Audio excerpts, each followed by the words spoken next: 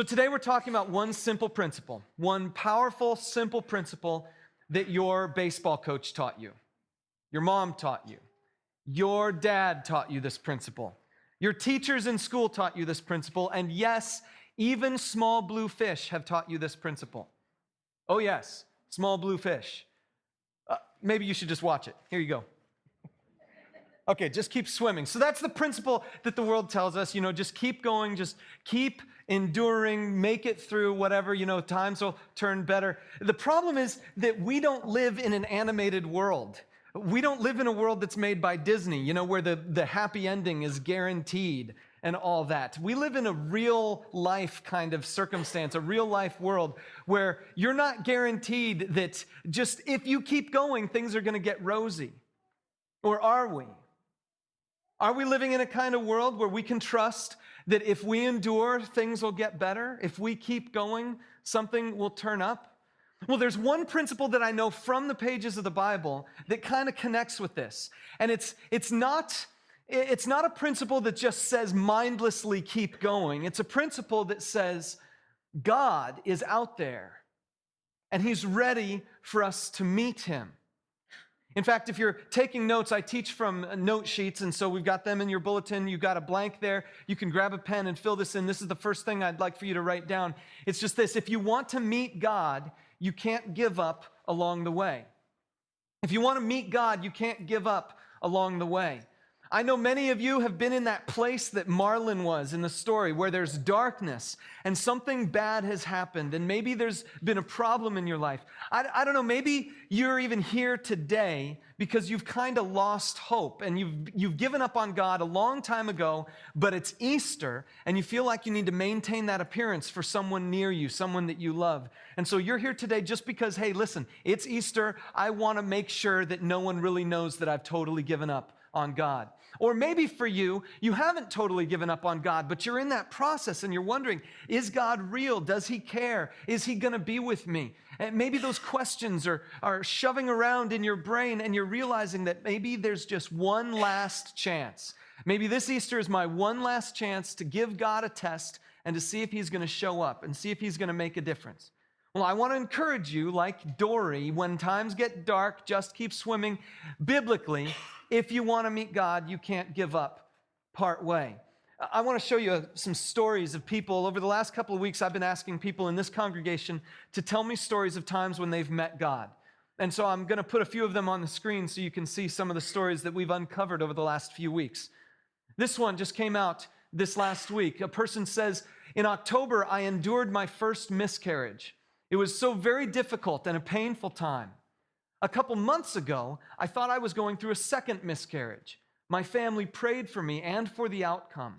It turned out that I had a false positive pregnancy test. God answered our prayers in a totally unexpected way. In other words, there wasn't a second miscarriage. There was never a second pregnancy. And this lady sees that, and the family sees it as a way of God answering their prayers in a completely unexpected way. This person says, God showed up in a way I'll never forget in the fall of 2009. I'd been offered a new job in Lafayette that began December 1st. Somehow we figured out all the details, but there was one thing left unresolved: our house. I prayed hard over that house. And God sent us a renter only one day before we moved to Lafayette. The house was a blessing for her, and it was a blessing for us to have her there. God showed us love. Or this person said, I found out I was pregnant at the same time as I was diagnosed with cervical cancer. My husband and I prayed after being told to abort the pregnancy. We refused. Then 6 months into the pregnancy, without treatment, the cancer disappeared. This person says, I was traveling in a caravan. I love this story. But I lost the others and ran out of gas. I had no money, but saw a Christian bumper sticker and shared my story with that driver. He gave me $40. Many years later, I saw him again, and guess what? He was out of gas and out of money. I gave him $40, and we both rejoiced and laughed at God's timing. And finally, this person says, a boy once came out of nowhere to carry my bags to my car for me when I was about 8 months pregnant and feeling mentally and physically exhausted, unsure if I would survive the rest of the pregnancy. It was God's message to me that he's always there, always carrying me. And what I've thought about is that what would have happened if these people had given up on God along the way? The event might have happened, but they wouldn't have seen it for what it really was. They wouldn't have seen it for God's intervention on their life, for God answering their prayers, for God moving in their life. They would have missed out on an encounter with God if they had given up on Him along the way. Now, this isn't just me sharing something that's kind of common knowledge or pop psychology when it comes to endurance, or maybe even just common sense that if you want to encounter with God, you can't give up on God. It's biblical too. There are 3 passages of Scripture that I want to share with you. They'll be up on the screen here. The first one is this from Hebrews chapter 11. It says, "And without faith it is impossible to please God, because anyone who comes to Him must believe that He exists and that He rewards those who earnestly seek Him." I love this. If you want to please God with your life, you know what you need to do? You need to believe that He's going to bless you. Believe that He's real and believe that He rewards those who earnestly seek Him. Or this next one. It says, "Ask and it will be given to you. Seek and you will find. Knock and the door will be open to you." That's Jesus Himself saying that. And it's not even just the New Testament, it's in the Old Testament too. Check out this next one. "If you seek Him," talking about God, "He will be found by you." The principle in the Scriptures is clear. If you pursue God, you will find Him. If you pursue God, you will find Him. Now, I guess the question for us today is, what does all this have to do with Easter? Well, frankly, what it has to do with Easter is the fact that Easter happens on Sunday, but before Sunday there was Friday. And Friday was the darkest time in a whole bunch of people's lives. I mean, the darkest imaginable time. We call it Good Friday, but it should be called Black Friday, but that name was already taken. Well, I guess Good Friday came first.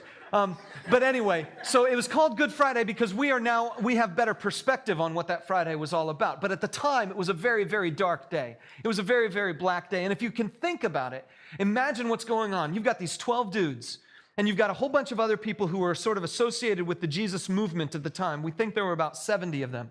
You've got these 12 guys who were really close to Jesus. They had spent 3 years with Jesus, walking with Him, going everywhere with Him, just spending close personal time with Jesus for 3 years. And why?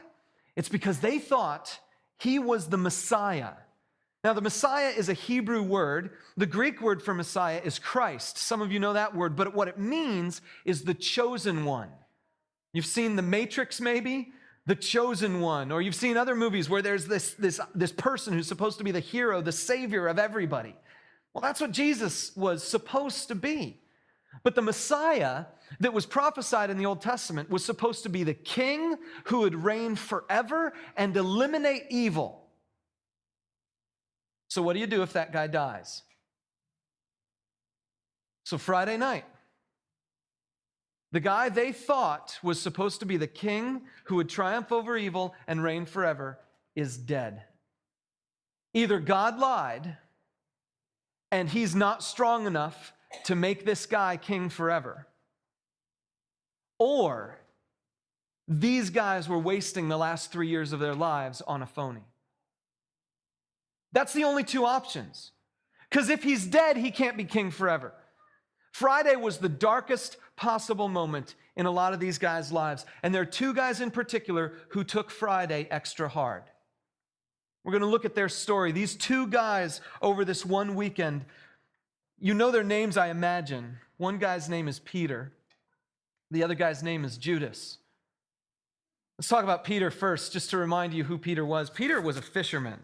Now, we find out later on today, we're going to look at a passage where Peter lifts a net out of the water. He lifts a net out of the water that weighs about 200 or 300 pounds.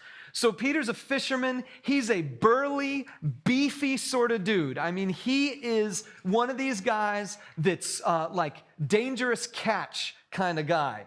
You know, he's like one of these guys who would go on that crab boat and be out there for like 30 years and be all gnarly and whatnot and be like, I'm going to make sure that no one dies on my watch. You know, he's a tough tough dude. He's also very impulsive.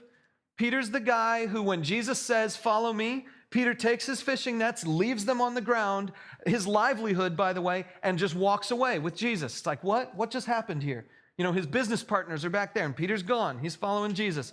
Or Peter's also this guy where Jesus is one time walking on water. Like, that's miraculous, but it was during a storm. And so Jesus is out there, and Peter's like, who are you? And Jesus says, I'm Jesus. And Peter's like, well, then tell me to come to you, thinking it's not really Jesus, so he won't really tell him. And the person out there says, okay, come on. And Peter's like, shoot. You know, don't test God. He's going to get you. So anyway, he jumps out of the boat and he's walking on the water. No one else jumped out of the boat. No one else walks on the water. And so Peter's just an impulsive sort of dude. We get that. He's the most bold, most brash of all the 12. Well, what about Judas? I just have to ask you this one question about Judas. Have you ever met a person named Judas? No. I actually did some research. I found out that in the last 100 years, the name Judas has not even made it into the top 1,000 boys' names. My name right now is like 965. In 2010. So my name is almost as bad as Judas. No, I'm not. That's not what I'm saying. What I'm saying is, because back in 1975, when I was born, it was ranked number 14.